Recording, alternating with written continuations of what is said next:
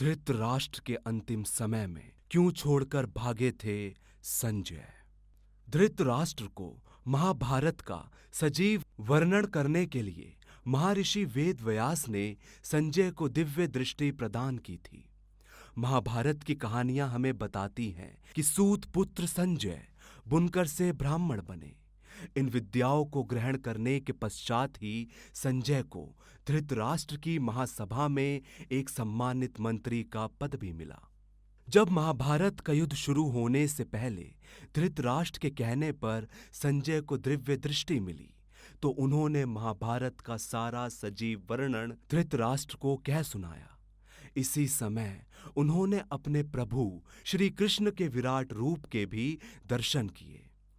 लेकिन क्या आप इस बात से परिचित हैं कि एक ऐसा समय आया था जब संजय धृतराष्ट्र को छोड़कर चले गए थे?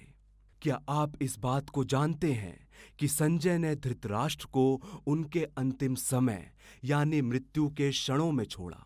आज हम आपको इसी अनसुनी धार्मिक कहानी के बारे में बताएंगे। पर इससे पहले अगर आपने हमारे चैनल को सब्सक्राइब नहीं किया है तो इसे सब्सक्राइब करें, साथ ही बेल आइकन को दबाना ना भूलें ताकि हमारे चैनल से जुड़े अपडेट आप तक पहुंचते रहें। संजय के बारे में ऐसा भी वर्णन मिलता है कि वो यदा कदा युद्ध में भी शामिल होते थे, परंतु युद्ध समाप्त होने के बाद दिव्य दृष्टि भी नष्ट हो गई। श्री कृष्ण का विराट स्वरूप जो केवल अर्जुन को ही दिखाई दे रहा था, संजय ने भी उसे दिव्य दृष्टि से देखा। पौराणिक ग्रंथों के अनुसार युद्ध के बाद कई सालों तक संजय युधिष्ठिर के राज्य में रहे। इसके बाद वो धृतराष्ट्र, गांधारी और कुंती के साथ संन्यास लेकर वन की ओर चले गए।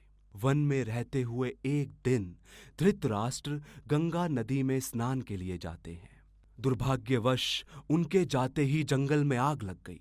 संजय धृतराष्ट्र के पास आते हैं और उन्हें वन से चलने के लिए कहते हैं, पर दुर्बलता के कारण धृतराष्ट्र वहां से नहीं जाते।